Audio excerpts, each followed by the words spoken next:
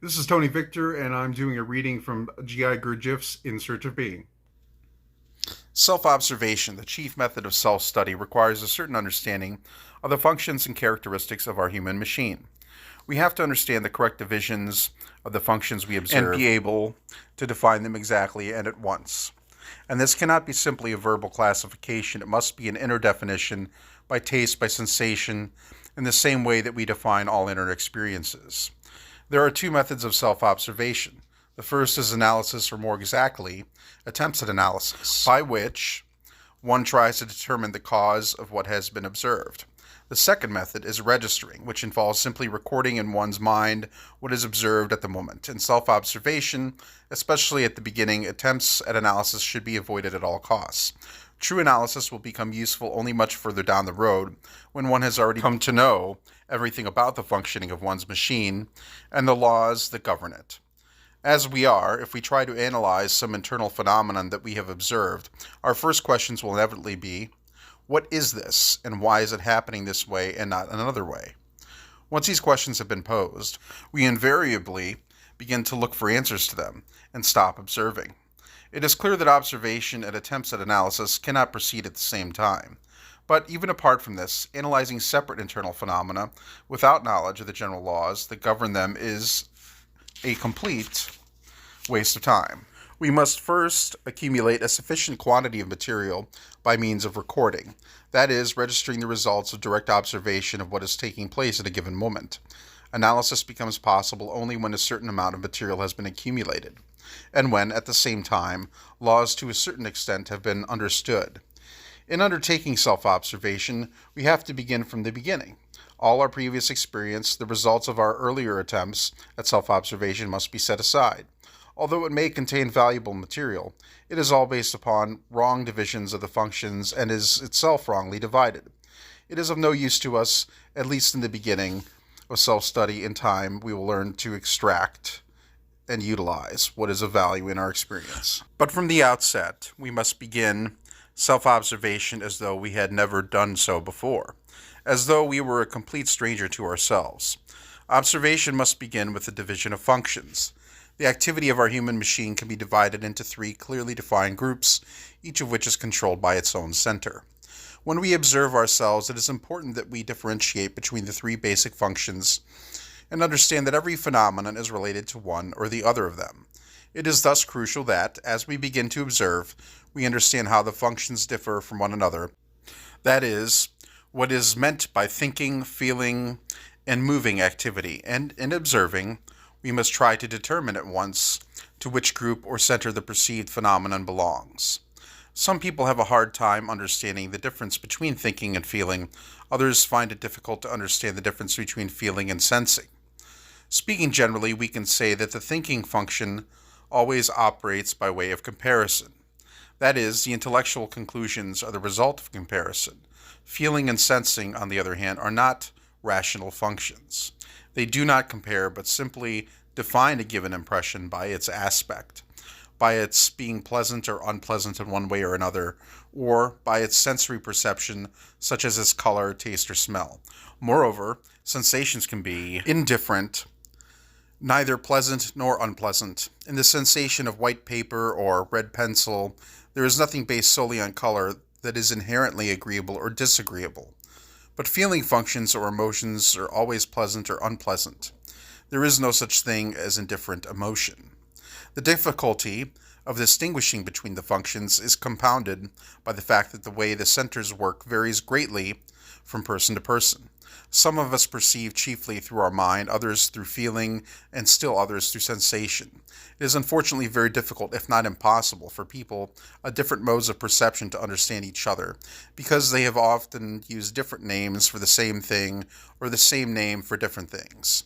Besides this, there can be combinations of perceptual modes, which, with one person perceiving the world by one way of thinking and sensation, another by thought and feeling, and so on. Each mode of perception necessarily implies a specific way of reacting to external events. The result is, first, that in general we do not understand each other, and, second, that we do not understand ourselves. Very often, a person believes that his thoughts or his mental perceptions are his feelings, that his feelings are his thoughts, or, most common of all, that his sensations are his feelings. As we learn to study the centers side by side with their right functioning, we shall observe their wrong functioning when one center performs the work of another. For example, when the thinking center attempts to feel or pretend to feel, the feeling center attempts to think, or the moving center attempts to think and feel. The feeling center trying to perform the work of the thinking brings unnecessary nervousness or haste in a situation that, on the contrary, calls for calm judgment and deliberation. The thinking center working in place of the feeling center brings deliberation and insensitivity, where what is required is a quick decision based on subtlety and nuance. In such cases, the thinking is simply too slow and cannot understand shades of feeling. In the same way, the mind has no appreciation for sensations, which for it are dead, and is incapable of controlling or even following our movements. Finally, the moving center working in place of the thinking produces, for example, mechanical reading or listening, as when we read or listen to words without understanding their meaning. This usually happens when the attention that should be directing the thinking is occupied with something else, and the moving center attempts to replace it. This kind of substitution easily becomes a habit, because the thinking center tends to become distracted not by useful thought or contemplation, but rather by daydreams and the play of the imagination. Observation of these activities is an important part of self-study. Imagination is a principal source of the wrong work of centers. Although each center has its own form of imagination and daydreaming, as a rule, both the moving and feeling centers tend to use the thinking for this purpose. Since daydreaming already suits its own inclinations, the thinking center is more than happy to place itself at their disposal. The center's inclination to daydream derives partly from the laziness of the thinking, when it avoids work directed toward a definite aim. It also comes from the corresponding tendencies of the feeling and the moving centers to keep alive and recreate experiences, both pleasant and unpleasant, whether real or imagined. Imagination and daydreaming are instances of the wrong work of the thinking center. After imagination, the next object of self-observation is habits in general. Every adult person is made up entirely of habits, although most of us are unaware of this. All three centers are full of habits, and we can never know ourselves until we have studied all of them. This is particularly difficult because in order to see and record them, we must first have to free ourselves from them, if only for a moment. It is impossible to observe a habit while in its grasp, but all it takes to feel and see a habit is to struggle, no matter how ineffectually, against it. If we want to observe how we walk, we will never succeed as long as we continue walking in the habitual way.